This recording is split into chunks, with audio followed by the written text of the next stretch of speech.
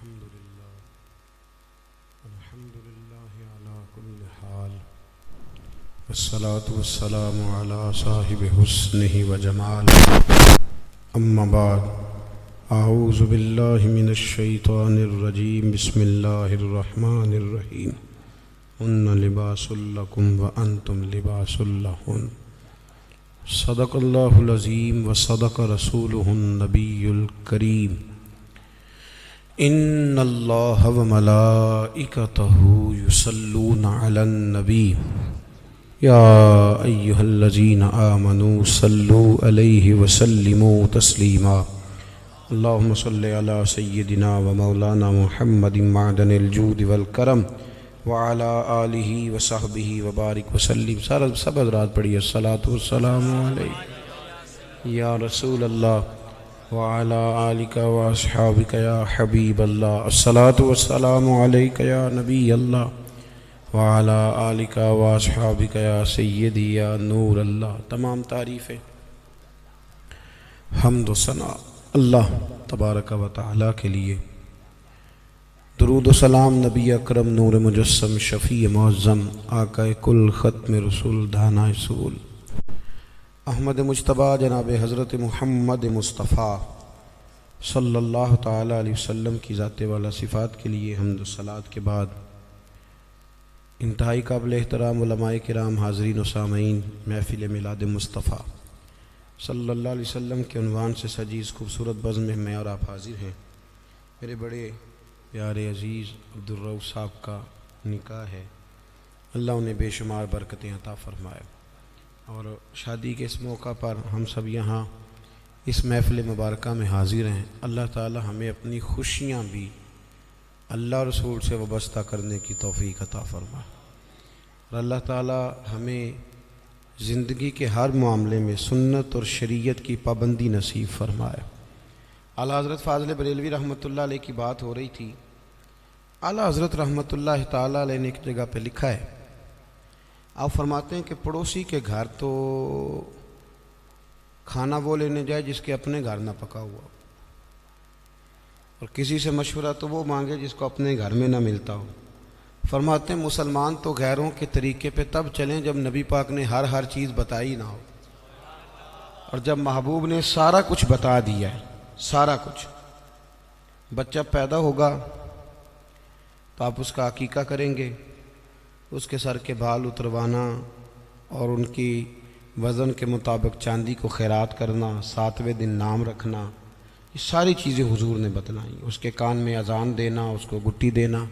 پھر یہ بھی حضور نے فرمایا کہ اس کا بستر بھی تم نے جب بڑا ہو جائے 10 سال کا تو نماز، 7 سال کا ہو تو نماز کے لیے کہو، 10 سال کا نہ پڑے تو اسے مارو، بڑا لگنے لگے تو بستر الگ کر دو، اور پھر جب وہ بولنے لگے تو سب سے پہلے اللہ کا نام سکھاؤ. نبی کریم صلی اللہ علیہ وسلم نے ہر موقع پر، یعنی صرف ایسا نہیں ہے کہ مسجد میں آنے کے آداب تو ہیں تو گھر میں جانے کے نہیں. نبی پاک صلی اللہ علیہ وسلم نے فرمایا بالغ ہو جائے تو نکاح کرو. نکاح کس کے لیے سنت، کس کے لیے واجب، کس کے لیے فرض. نکاح خاتون کے ذمے کیا ذمہ داریاں خاوند کے حوالے سے، اور بیوی کے لحاظ سے پھر خاوند کے کیا ذمہ داریاں، ہر چیز کو اپنی اپنی جگہ پہ پوری وضاحت کے ساتھ. اور اگر آپ پڑھیں گے تو آپ کو پتہ چلے گا کہ اسلام انسان کی ہر ضرورت کو پورا کرتا ہے. اور نبی کریم صلی اللہ علیہ وسلم نے ہر جگہ ہماری ہر ضرورت کا خیال فرمایا.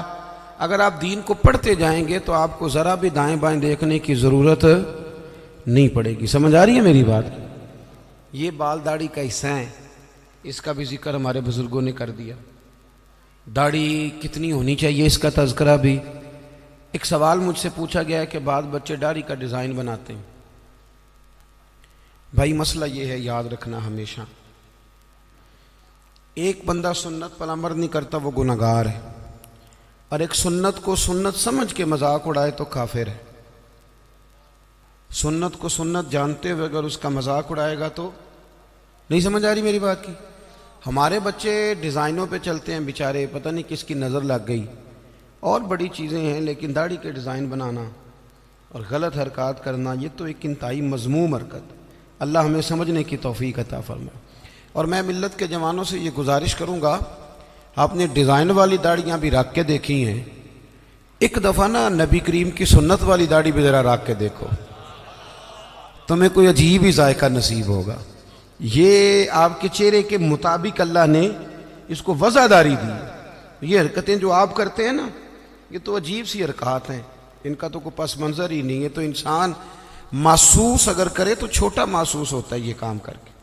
تو ہمیشہ وہ کام کریں جس میں سنت اور شریعت کی پاسداری، اللہ سمجھنے کی توفیق عطا فرمائے۔ یہ جو نکاح ہے نا، نکاح شادی، نبی کریم علیہ السلام نے فرمایا یہ غیر کا طریقہ نہیں، بلکہ فرمایا النکاح من سنتی، فرمایا نکاح تو میرا طریقہ ہے، نکاح میرا طریقہ ہے۔ اور آپ حیران ہوں گے کہ قرآن و سنت نے جو شادی کو اور میاں بیوی کو جو رشتہ دیا ہے وہ بڑا ہی عجیب دیا ہے۔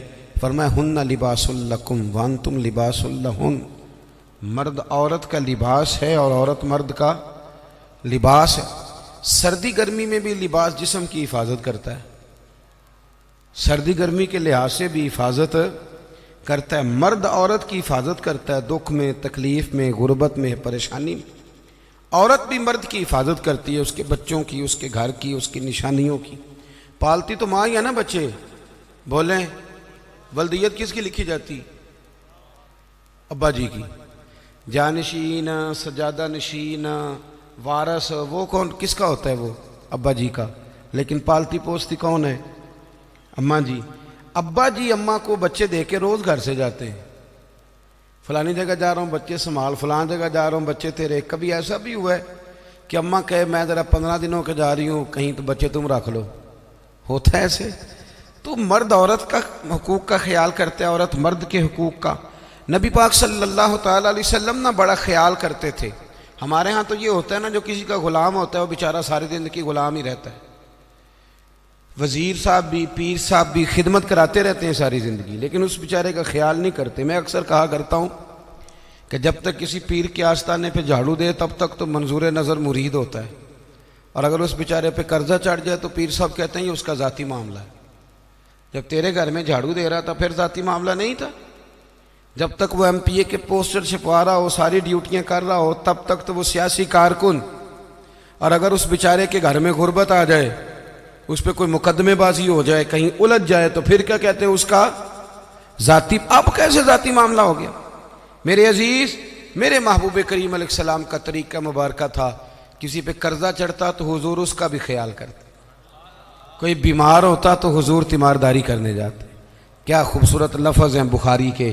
حضور نے فرمایا میرا کوئی امتی انتقال کر جائے، اگر پیسے چھوڑ کے جائے، ترکہ چھوڑ کے جائے، مال چھوڑ کے جائے، تو فرمایا اس کے وارثوں میں بانٹ دینا، لیکن اگر اس کے ذمے قرضہ ہونا تو میرے پاس آ جانا، میں اپنے امتی کا قرض ادا کر دوں گا، میرے پاس آنا، میں قرضے دوں گا۔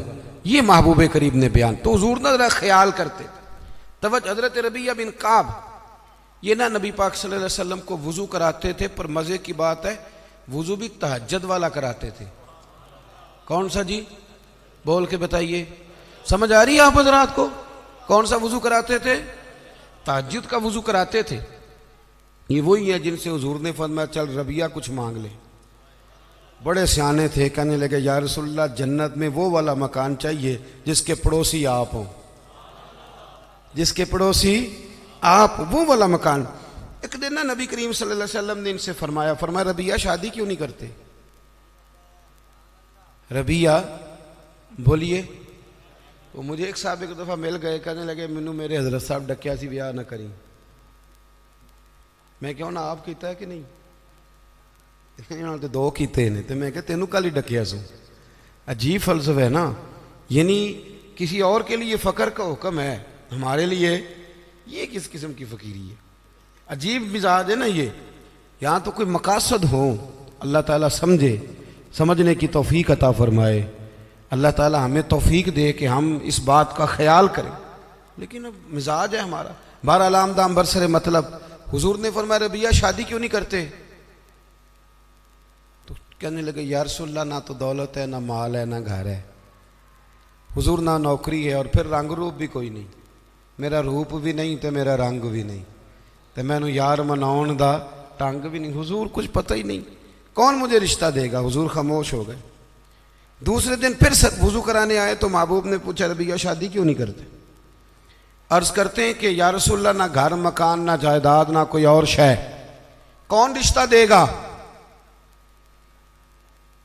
حضور علیہ السلام خاموش ہو گئے.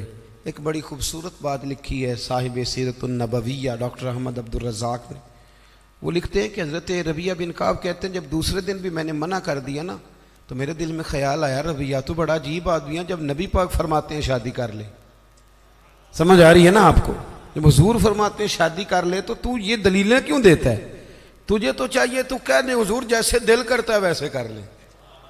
ایک غلام کے لیے حضور بندوبست کر, جیسے دل کرے ویسے. کہتے میں تیسرے دن ارادہ کر کے گیا کہ آج حضور نے پوچھنا ہے تو میں نے بتا دینا, پر سارا ہی وضو ہو گیا, اللہ کے نبی نے پوچھا ہی نہیں. میرے دل میں خیال تھا آپ پوچھیں گے وضو مکمل ہو, لیکن حضور نے پوچھا. کہتے اب حضور میں اب کھڑا ہوں, محبوب فرمانے لگے ہو گیا وضو جاؤ. فرماتے ہیں میں پلٹ کے دیکھتا ہوں, دروازے سے باہر گزرنے لگا نا تو ایک دفعہ میں نے پھر پلٹ کے دیکھا, محبوب اپنے معاملات میں مشغول تھے. جب میں پیر باہر رکھنے لگا تو آواز دی اور مسکرا کے آواز دی. کیا شان ہے بریلی کے امام کی.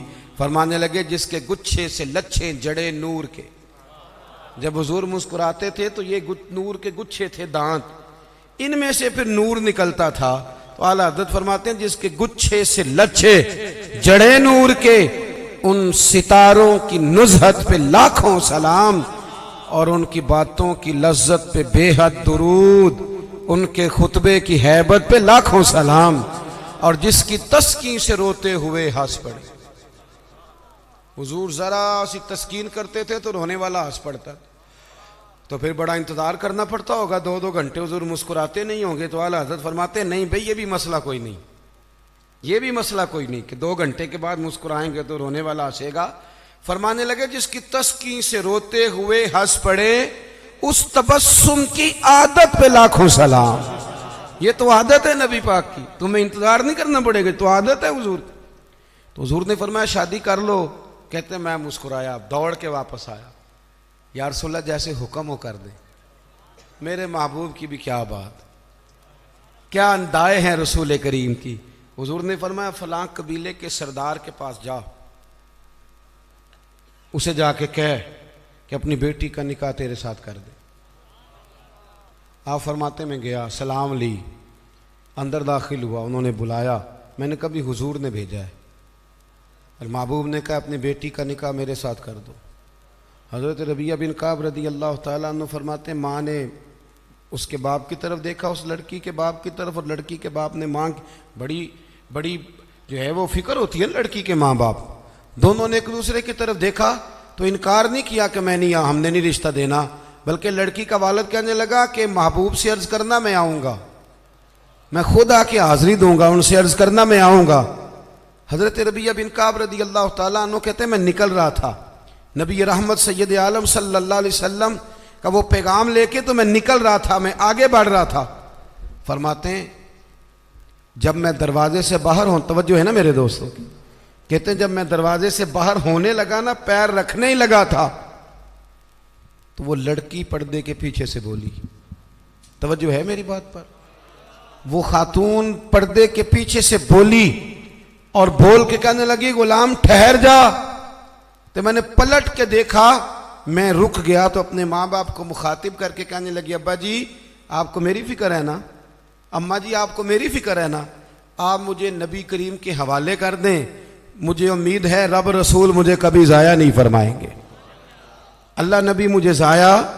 حضرت ربیہ بن کعب کہتے ہیں میں واپس آ گیا, سارا بندوبست حضور نے کر کے دیا, سارا بندوبست. اب بات کو سمجھیں, دین ہر جگہ انسان کا خیال کرتا ہے. فرماتے ہیں نبی پاک صلی اللہ علیہ وسلم حضرت عثمان غنی کو بلایا, فرمایا کھجور کی گٹھلی کے برابر ہونا چاہیے. حضرت عثمان کہنے لگے حضور حاضر ہو جائے گا. فرمایا عثمان پوچھو گے نہیں میں نے کیا کرنا ہے؟ عرض کی حضور بتا دیں کیا کرنا ہے. فرمایا ربیہ کی شادی ہے, اس نے اپنی بیوی کو حق مہر دینا ہے. پھر حضرت حارثہ بن نعمان کو بلایا، فرمایا ایک بکری کا بندوبست کر، ذبح کر کے پکانا ہے۔ پوچھو گے نہیں کس لیے، حضور حکم کریں؟ فرمایا میرے ربیہ کی شادی ہے، اس نے ولیمہ کرنا ہے۔ کہتے پھر محبوب نے مجھے اپنی جیب خاص سے، کرم سے، فضل سے کچھ پیسے دیے، فرمایا خوشبو بھی لے لے اور اپنی بیوی کے لیے ایک جوڑا بھی خرید لے۔ عزیز دوستو، یہ نہ سمجھیں کہ جو آپ کا شاگرد ہے، مرید ہے، سیاسی کارکن ہے، وہ آپ کی ڈیوٹی تو کرے تو تب ٹھیک ہے، لیکن اس کا کوئی ذاتی معاملہ آ جائے تو کہیں جی وہ جانے اور اس کا کام جانے۔ سمجھے چیزوں کو۔ نبی کریم صلی اللہ علیہ وسلم کہاں تک مہربانیاں فرماتے؟ حضرت ربیہ بن کعب فرماتے ہیں، آپ فرماتے ہیں کہ میں بڑا غریب تھا، میرے سارے بندوبست میرے محبوب نے کیے، اور فرماتے ہیں پھر محبوب نے ایک اور کرم کیا، میرے لیے برکت کی دعا بھی کر دی۔ آپ فرماتے ہیں کہ غربتیں چلی گئیں، اب کسی کو کہیں سے قرض نہ ملے تو میرے گھر سے مل جاتا ہے۔ ہر گھر سے اناج ختم ہونے کو ہو پر میرے گھر سے کبھی ختم نہیں ہو۔ تو نبی کریم علیہ السلام خیال فرماتے، اور پھر میاں بیوی کے درمیان جو رشتے کی نزاکت ہے، ہمارے ہاں نا یہ سمجھ لیں، جس گھر میں میاں بیوی کا اتفاق نہیں نہ ہوتا، اس میں کروڑوں روپے کی دولتیں بھی پڑی ہوں تو وہ گھر گھر نہیں ہوتا، وہ اذیت گاہ بن جاتا ہے۔ جتنا مرضی آپ کہیں میں بیوی کی پرواہ نہیں کرتا، یہ کیسے ہو سکتا ہے؟ اس کے ساتھ گھر وابستہ ہے۔ میاں بیوی کا کسی گھر کے اندر رویہ آپس میں بہت اچھا ہو تو دولت کم بھی ہو، وسائل تھوڑے بھی ہوں، پھر بھی گزارا صحیح ہو جاتا ہے۔ گھر کے اندر میاں بیوی کا آپس میں تعلق، طبقات ابن سعد میں صاحب طبقات نے لکھا ہے کہ جب نبی پاک علیہ السلام نے سیدہ طیبہ طاہرہ حضرت فاطمہ الزہرا رضی اللہ تعالیٰ عنہ کا نکاح مولا کائنات شیر خدا حضرت علی المرتضیٰ سے فرمایا نا، پتہ حضور نے کیا کیا تھا؟ دونوں کے سرے اقدس جوڑ کے نا تو نبی پاک نے ان دونوں کی محبت کے لیے دعا فرمائی، اے اللہ ان کے درمیان محبت رکھنا۔ ہمارے یہاں بھلا کیا ہوتا ہے؟ مرضی سے شادی کی، مرضی سے رشتہ تلاش کیا، پھر ٹھیک 15 دنوں کے بعد اماں کو نقص نظر آنے شروع ہو جاتے، اور ٹھیک 15 دن کے بعد ان کو بھی اپنے داماد میں نقص نظر آنے لگتے ہیں۔ جب آپ 2 جملے کہہ دیتے ہیں نا خامند کو کہ تیری بیوی ٹھیک نہیں، تو آیا تھا، چاہیے تھا فٹافٹ پانی دیتی، پر اس نے تو توجہ ہی نہیں کی، تو آپ تو ایک جملہ کہہ کے چلے گئے، انہوں نے تو 24 گھنٹے اکٹھے رہنا ہے۔ خامند کو یہ پٹی پڑھا دی، اور جب بیٹی گئی میکے تو فٹافٹ اس کی اماں نے کہا اوہو کتنی کمزور ہو گئی ہے میری بیٹی، لگتا ہے کھانے کو نہیں دیتے، یہاں میں نے کتنے لاڈوں سے رکھی ہوئی تھی۔ یہ طریقہ ٹھیک نہیں۔ ابن حجر عسقلانی حدیث لائے، میرے نبی پاک علیہ السلام نے فرمایا وہ لعنتی ہے جو بیوی کو مرد کے خلاف اکساتا ہے اور مرد کو بیوی کے خلاف، ملعون ہے وہ شخص۔ ان کے درمیان پیار پیدا کریں، ان میں محبت ہوگی تو گھر سکھی رہے گا۔ سرور کائنات صلی اللہ علیہ وسلم کو پیغام آیا، صاحب طبقات نے لکھا ہے، پیغام آیا، پتہ چلا کہ کسی بات میں نا مولا کائنات اور سیدہ فاطمہ الزہرا رضی اللہ تعالی عنہ میں کسی بات میں شکر رنجی ہو گئی، محبت کے ساتھ کوئی بات آگے بڑھ گئی، حضور تشریف لائے۔ تھک تو نہیں گئے آپ لوگ کہ آپ کا خیال ہے خشک مولوی منگا لیا آج؟ چلیں سن تو لینا، میں تو محبت سے آیا ہوں، بڑا لمبا سفر کر کے آیا ہوں، کئی جگہ جا نہیں پاتا، لیکن یہ موقع ایسا تھا میں نے چھٹی کرنا مناسب ہی نہیں سمجھا، میں نے کہا یہاں ضرور پہنچنا چاہیے، تو تھوڑی سی باتیں کرنی ہے، پیار سے سن تو لینا۔ آپ تو گھور رہے ہیں مجھے بیچ بیچ میں سے، ایک اس طرح کی تقریر کر رہا ہے، اللہ آپ کو جزائے خیر۔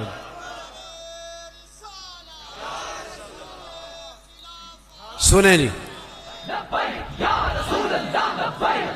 جزاک اللہ، سنیں جی سنیں، نبی کریم صلی اللہ علیہ وسلم نے نا حضور کو پتہ چلا، اور مزے کی بات یہ کہ روایت کے راوی بھی مولا علی شیر خدا ہیں۔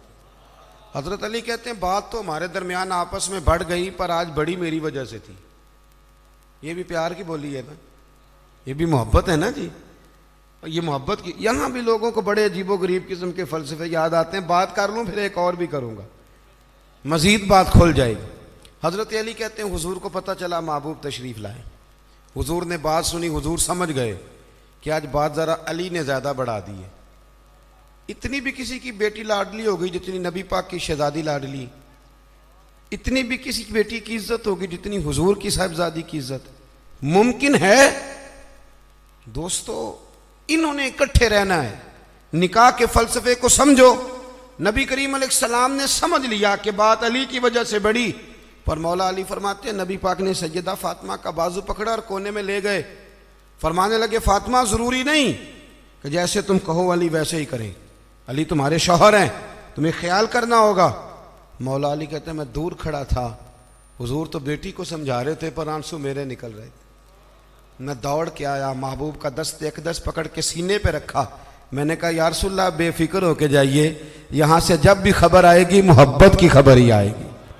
دوستو قربتیں، اچھا اس بات کو مزید کھول دوں، صاحب کنز العمال نے حدیث لکھی ہے، حدیث کے راوی خود سیدہ عائشہ صدیقہ ہے۔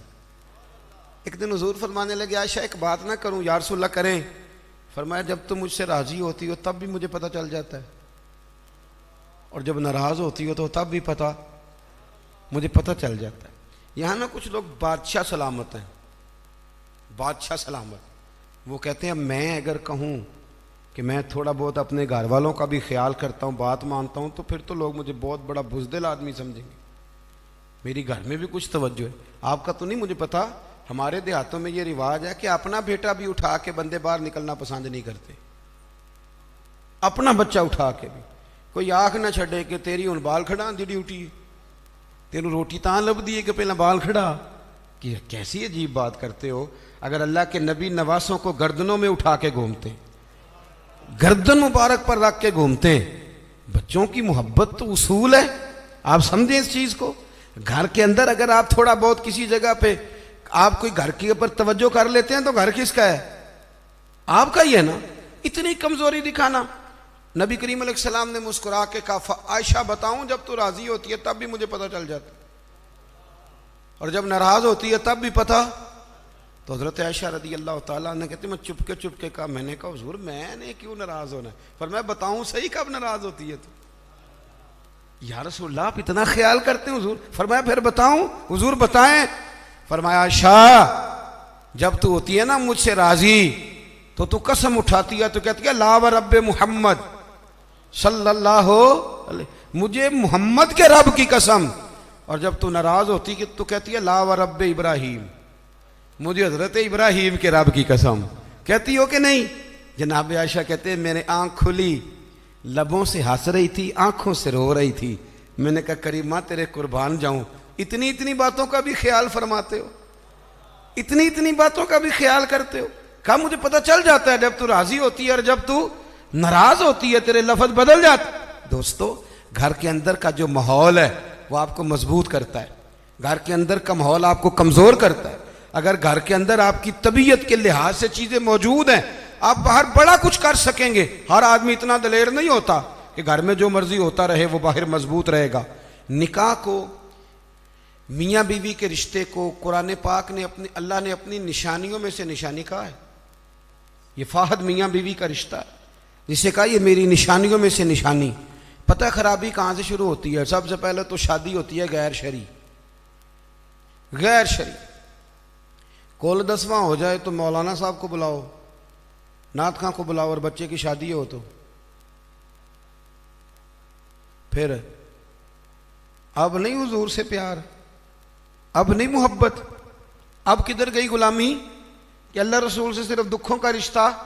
بلاؤ نا اب بھی بینڈ باجا، یہاں تو بینڈ باجا کل والے دن بھی منگاؤ، 10ویں پہ بھی منگاؤ، اور دکھوں کی بات آئی تو قرآن شریف شروع کرا لیا، اور جب سکھ آئے تو پھر آپ نے موت شروع کرا لی۔ اور بھائی مصطفیٰ کی نعت والے کو نا نعت ہی اچھی لگتی، اسے برات والے دن بھی نعت ہی اچھی لگتی، شادی والے دن بھی نعت ہی اچھی۔ پہلی بات تو یہ کہ غیر شرعی حرکات ہوتی ہیں شادی، اور ڈھیروں ہوتی ہیں، ڈھیروں۔ سب سے بری حرکت کون سی ہے؟ سب سے بری حرکت یہ ہوتی ہے کہ لڑکے اور لڑکیوں کا جوش و خروش سے شادیوں پہ جانا، اور پھر مووی والا آتا ہے وہ لڑکیوں کی عورتوں کی مووی بھی بناتا ہے، اور اب تو اللہ خیر کرے مووی کو ویسے ہی لوگوں نے فرض کفایہ سمجھ لی ہے، اللہ معاف کرے، ہر آدمی نے ہاتھ میں موبائل پکڑا، اتنا ضروری کام ہے یہ۔ مووی بنتی ہے، مہندی ہوتی ہے، ناچ گانا ہوتا ہے، تماشے لگتے ہیں۔ پھر میں حیران ہوتا ہوں جوان لڑکیوں کے ہاتھوں میں پھول دے کے انہیں کھڑا کیا جاتا ہے کہ دولہا جب آئے تو پھول پھینکنا۔ دولہے کے ساتھ بوڑھے بوڑھے لوگ ہوتے ہیں کہ جوان لڑکے ہوتے ہیں؟ بولے تو وہ پھول کیوں لڑکیاں پھینکتی ہیں؟ لڑکیاں ساری برقعے میں ہوتی ہیں، چھپے ہوئے منہ ہوتے ہیں، تو سارا خاندان تو بیوٹی پارلر سے تیار ہو کے آیا ہوتا ہے، تو آپ تو گناہ کو آواز دے رہے ہیں۔ پتہ ہے رسم کیسے ایجاد ہوئی؟ صاحب فتوح الشام نے لکھا ہے یہ لڑکیوں کے پھول پھینکنے کی رسم جب قادسیہ کے علاقے حضرت سعد بن ابی وقاص رضی اللہ تعالیٰ عنہ فتح کر رہے تھے، تو آپ ایک ایسے علاقے سے گزرے جس کی عمارتیں بڑی شاندار تھیں۔ علامہ واقدی کہتے ہیں کہ دور دور سے لوگ وہ عمارتیں دیکھنے آتے تھے کہ بھئی فن تعمیر کا شاہکار ہیں یہ چیزیں۔ اس ایریے سے گزرنا تھا مسلمان فوج نے، تو عیسائیوں نے اور یہودیوں نے ایک چال چلی، انہوں نے عورتوں سے کہا خوبصورت لڑکیوں سے کہ پھول پکڑ لو اور جب فوجی گزرے تو ان کے اوپر پھول پھینکنا، اگر 2-3 جرنل بھی تم تباہ کرنے میں کامیاب ہو گئی تو مسلمانوں کا ہم زیر کر لیں گے۔ پھول پھینکو، چھتوں پہ چڑھ گئی، اور چھتوں کی طرف نوجوانوں نے دیکھنا ویسے ہی ہے چونکہ شاہکار ہیں ہماری مناظر۔ حضرت سعد بن ابی وقاص رضی اللہ تعالیٰ عنہ آگے آگے تھے، سمجھ آ رہی ہے نا میری باتوں کی؟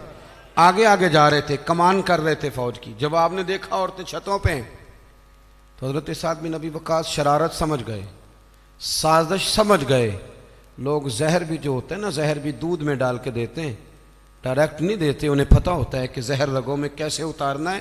جناب سعد بن ابی وقاص آگے آگے تھے، جب دیکھا عورتیں چھتوں پہ ہیں تو فوراً بولے، گھوڑے پہ چڑھ گئے اور فوج کی طرف توجہ کر کے کہنے لگے فوجیو تمہیں پتہ ہے نا اللہ کیا فرماتا ہے؟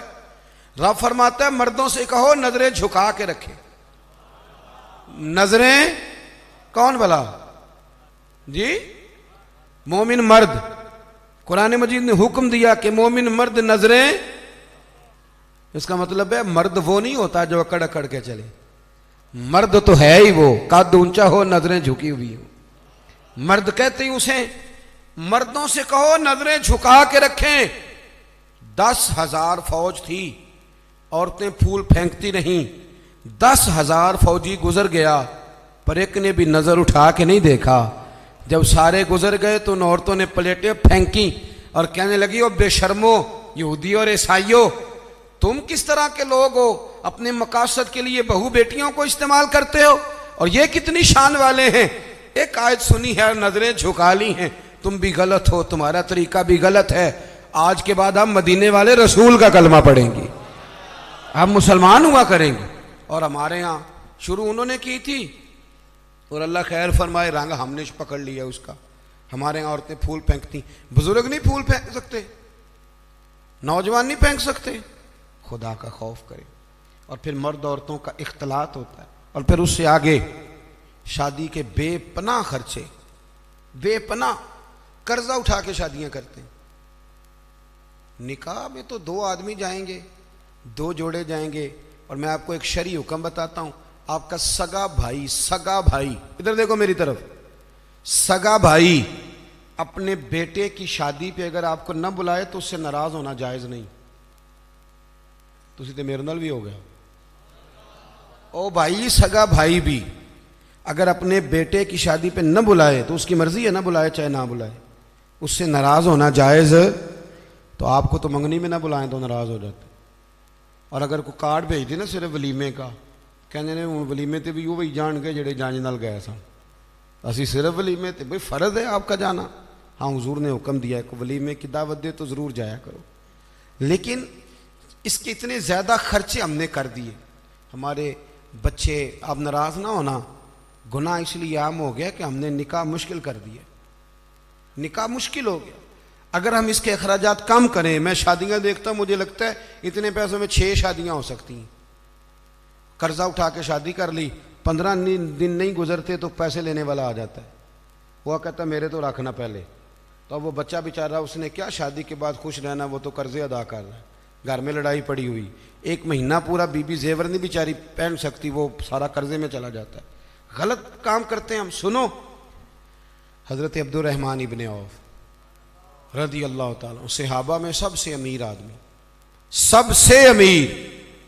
یہ بخاری میں حدیث ہے، فجر کی نماز نا انہوں نے نبی کریم علیہ السلام کے پیچھے پڑھی، سفید کرتا پہنا تھا تو اس کو زرد رنگ کا داغ لگا ہوا تھا، توجہ ہے نا میری بات، سفید کرتا اور زرد رنگ کا داغ۔